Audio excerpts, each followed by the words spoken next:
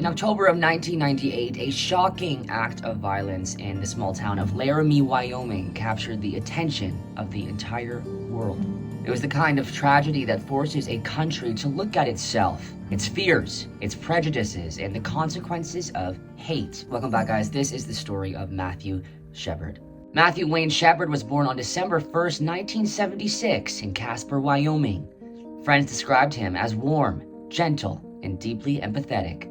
He loved theater, politics, and dreamed of a future where he could make a difference. In 1998, Matthew enrolled at the University of Wyoming, studying political science. He was openly gay at a time and place where that was still difficult and sometimes even dangerous. But Matthew believed in living authentically, and he wanted to help create a world where others could do the same. On the night of October 6, 1998, Matthew went to a local bar in Laramie, the Fireside Lounge.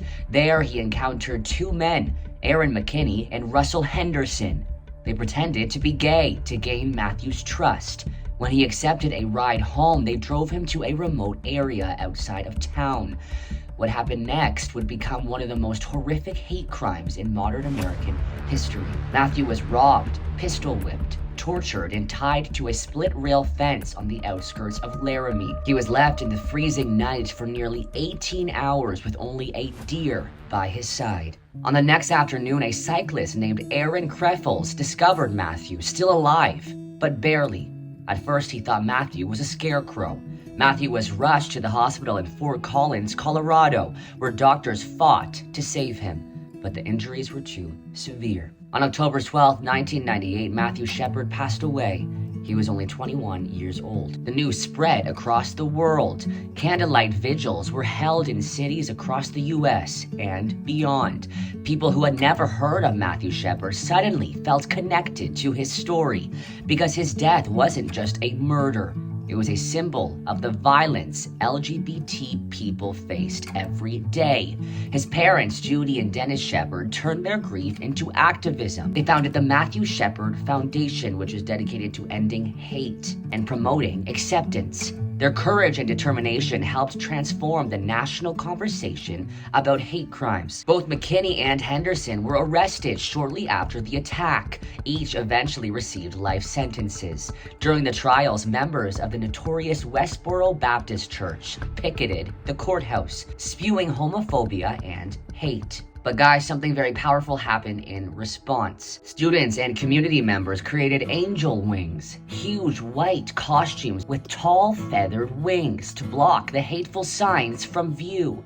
Their silent statement became one of the most iconic images of the case. Matthew's legacy reached far beyond Wyoming, even in Ontario. I'm in Ontario, Canada, and last night I went to see a concert that was dedicated to Matthew Shepard. It was all about his story.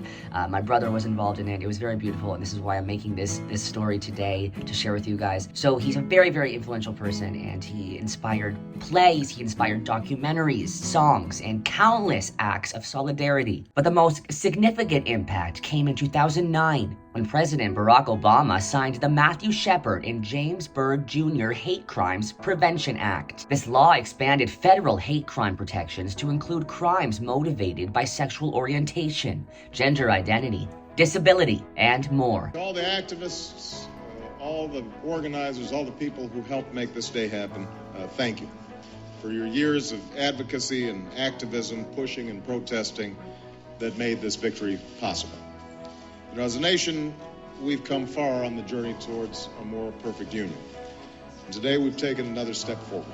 This afternoon I signed into law the Matthew Shepard and James Byrd Jr. Hate Crimes Prevention Act.